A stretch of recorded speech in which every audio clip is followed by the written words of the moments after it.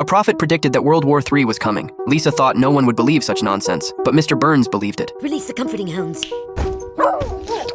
Excellent. Now make them into rugs.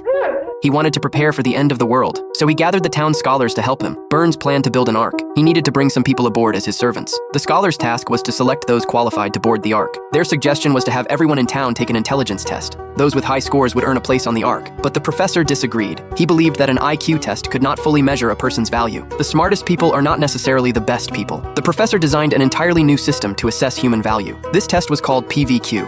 It tests for sympathy and empathy and group collaboration, artistry and neatness and complex socialization, and every single aspect of a personality. Hey, PVQ is A-okay with me.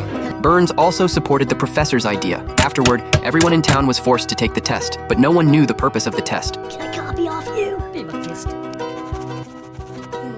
A few days later, the results came out. The highest possible score was 500. Now everyone's scores would be shown on television. Bart wasn't interested in the results at all. Lisa, however, cared deeply about her score.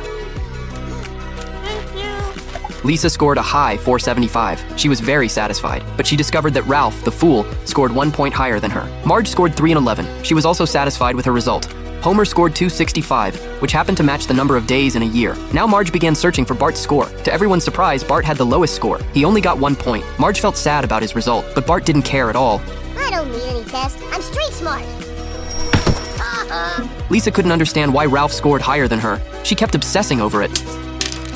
I am not worse than Ralph. Hi, Ralph. Hi, Ralph. Hi, Ralph. Hi, Ralph. I miss the string through my ears. So Lisa began following Ralph, wanting to find out why his score was so high. She saw Ralph fall off a slide, so she quickly called the police chief. Reached the Wiggum residence. If Ralph is stuck in something, press 1. If something is stuck in Ralph, press 2. If this is Ralph, Daddy is not in the phone. Do not open the phone looking for me. Then she followed Ralph to a construction site. They took an elevator to a high place. Ralph walked onto a steel beam and even spun around on it. Lisa stepped onto the beam to save him. Now the two children were lifted into the air together. Ralph was about to fall.